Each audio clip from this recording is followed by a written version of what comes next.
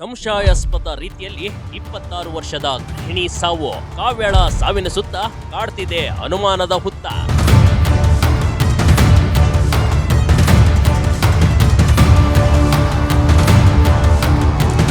ನಿಜಕ್ಕೂ ಕಷ್ಟಪಟ್ಟು ಮದುವೆ ಮಾಡಿಕೊಟ್ಟ ಪೋಷಕರು ಮಗಳು ಚೆನ್ನಾಗಿರ್ಲಿ ಅಂತ ಏನೆಲ್ಲಾ ಮಾಡ್ತಾರೆ ನೋಡಿ.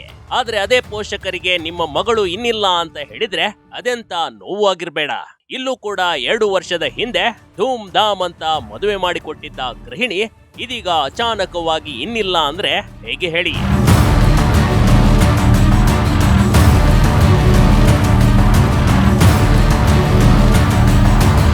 ಬೈ ಈ ರೀತಿ ಫೋಟೋದಲ್ಲಿ ಕಾಣ್ತಿರುವ ಬೊಂಬೆ ಅಂತಿರುವ ಗೃಹಿಣಿ ಕಾವ್ಯ ಕಣ್ರಿ. ಜಸ್ಟ್ 26 ವರ್ಷ ಅಷ್ಟೇ.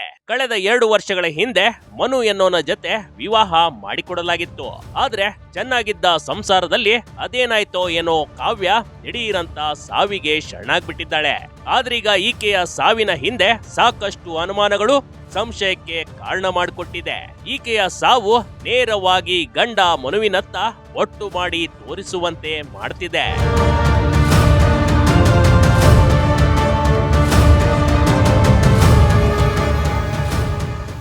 ಸರ್ಕಾರಿ ನೌಕರಸ್ಥನಿಗೆ ಮಗಳ ಕೊಟ್ಟ ಖುಷಿ. ಅಳಿಯನಿಗೆ 2.5 ಲಕ್ಷ ನಗದು, 70 ಗ್ರಾಂ ಚಿನ್ನ ಕೊಟ್ಟ ಪೋಷಕರು. ಹೌದು, ಸಂಪೂರ್ಣ ಸ್ಟೋರಿ ನಿಮಗೆ ಅರ್ಥ ಆಗ್ಬೇಕಂದ್ರೆ ನಾವು ಸ್ವಲ್ಪ ಫ್ಲಾಶ್ ಬ್ಯಾಕ್ಗೆ ಹೋಗ್ಬೇಕಾಗುತ್ತೆ. ಅದು ಮದುವೆ ಹೊತ್ತಿನಲ್ಲಿದ್ದ ಜೋಡಿಗಳು ಕಣ್ರಿ. ಆ ದಂಪತಿಗಳು ಸ್ವರ್ಗದಿಂದ ಇಳಿದು ಬಂದ ಜೋಡಿಯಂತೆ ಕಂಡಿದ್ರು. ಎಲ್ಲರೂ ವಾವ್ ಏನ್ ಚೆನ್ನಾಗಿದೆ ಜೋಡಿ ಅಂತ ಖುಷಿ ಪಟ್ಟಿದ್ರು. ಅದರಲ್ಲೂ ಹುಡುಗಿಯನ್ನ ನೋಡಿದವರು ಅವಳ ಅಂದಕ್ಕೆ ಮೂಕ ವಿಸ್ಮಿತರಾಗಿದ್ರು. ಎಲ್ಲವೂ ಈಗಿನ ಟ್ರೆಂಡ್ ನಂತೆ ಅವರು ಅದ್ದೂರಿ ಪ್ರೀ ವೆಡ್ಡಿಂಗ್ ಶೂಟ್ ಮಾಡ್ಕೊಂಡು ಸುಂದರ ಸಂಸಾರ ನಡೆಸಿದ್ರು ಕಣ್ರಿ.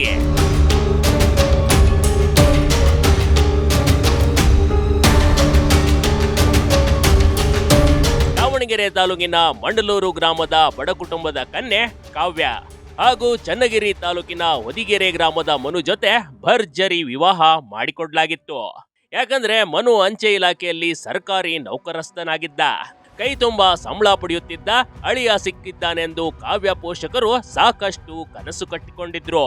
ಇದೇ ಕಾರಣಕ್ಕೆ ಕಾವ್ಯಳ ಹೆತ್ತವರು ಸಾಲ ಸೋಲ ಮಾಡಿ 2.5 ಲಕ್ಷ ರೂಪಾಯಿ ನಗದು ಮತ್ತು 70 ಗ್ರಾಂ ಚಿನ್ನ ನೀಡಿ ಮದುವೆ ಮಾಡಿಕೊಟ್ಟಿದ್ರು.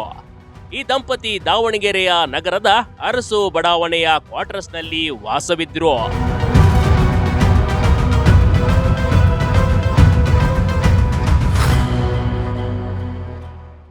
ರಾಯರ ಮಠಕ್ಕೆ ಮಂತ್ರಾಲಯಕ್ಕೆ ಹೊರಟಿದ್ದ ಕಾವ್ಯ.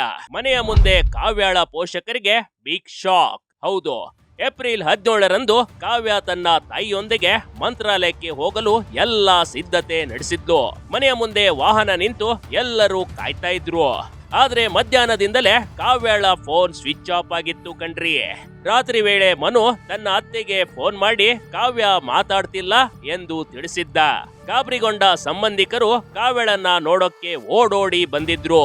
ಯಾಕಂದ್ರೆ ನಿಶ್ಶಬ್ದವಾಗಿ ನಿಶ್ಚಲವಾಗಿ ಕಾವ್ಯ ಮಲಗ್ಬಿಟ್ಟಿದ್ಲು ನೋಡಿ. ಆದ್ರೆ ಗಂಡನಾದ ಮನು ಅಲ್ಲಿಂದ ಪರಾರಿಯಾಗಿದ್ದ. ತಕ್ಷಣಕ್ಕೆ ಕಾವ್ಯಳ ಪೋಷಕರು ಆಸ್ಪತ್ರೆಗೆ ಕೊಂಡೊಯ್ಯುವಷ್ಟರಲ್ಲಿ ಕಾವ್ಯ ಕೊನೆಯುಸಿರು ಚೆಲ್ಬಿಟ್ಟಿದ್ಲು.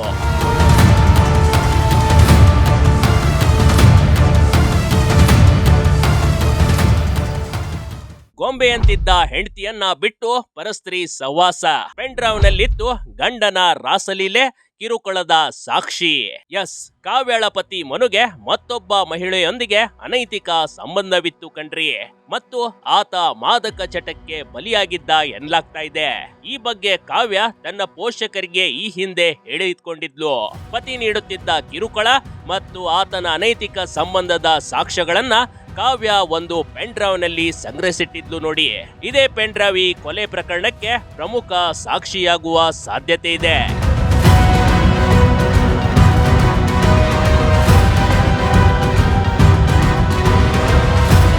ಸದ್ಯಕ್ಕೆ ನ್ಯಾಯಕ್ಕಾಗಿ ಆಗ್ರಹಿಸಿ ಕಾವ್ಯಳ ಸಂಬಂಧಿಕರು ದಾವಣಗೆರೆ ಮಹಿಳಾ ಪೊಲೀಸ್ ಠಾಣೆ ಮುತ್ತಿಗೆ ಹಾಕಿದ್ದಾರೆ. ಮಗಳ ಸಾವಿನಿಂದ ತಾಯಿ ಶಶಿಕಲಾ ಪ್ರಜ್ಞೆ ತಪ್ಪಿ ಆಸ್ಪತ್ರೆ ಸೇರ್ಕೊಂಡಿದ್ದಾರೆ. ಸದ್ಯ ಪೊಲೀಸರು ಆರೋಪಿ ಮನೋನನ್ನ ವಶಕ್ಕೆ ಪಡೆದು ವರದಕ್ಷಿಣೆ ಕಿರುಕುಳ ಮತ್ತು ಕೊಲೆ ಶಂಕೆಯಡಿ ಪ್ರಕರಣ ದಾಖಲಿಸಿಕೊಂಡಿದ್ದಾರೆ. ಸರ್ಕಾರಿ ಹಳೆಯನನ್ನ ನಂಬಿದ ಪೋಷಕರು ದೊಡ್ಡ ಮೋಸ ಹೋಗಿರದಂತೂ ಇಲ್ಲಿ ಅಲ್ಲಗಳೆಯುವಂತಿಲ್ಲ.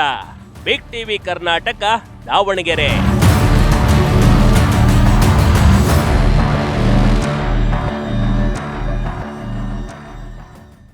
ಬಿಗ್ ಟಿವಿ ಕರ್ನಾಟಕ ಯೂಟ್ಯೂಬ್ ಚಾನೆಲ್ಗೆ ಈಗಲೇ ಸಬ್ಸ್ಕ್ರೈಬ್ ಮಾಡಿ.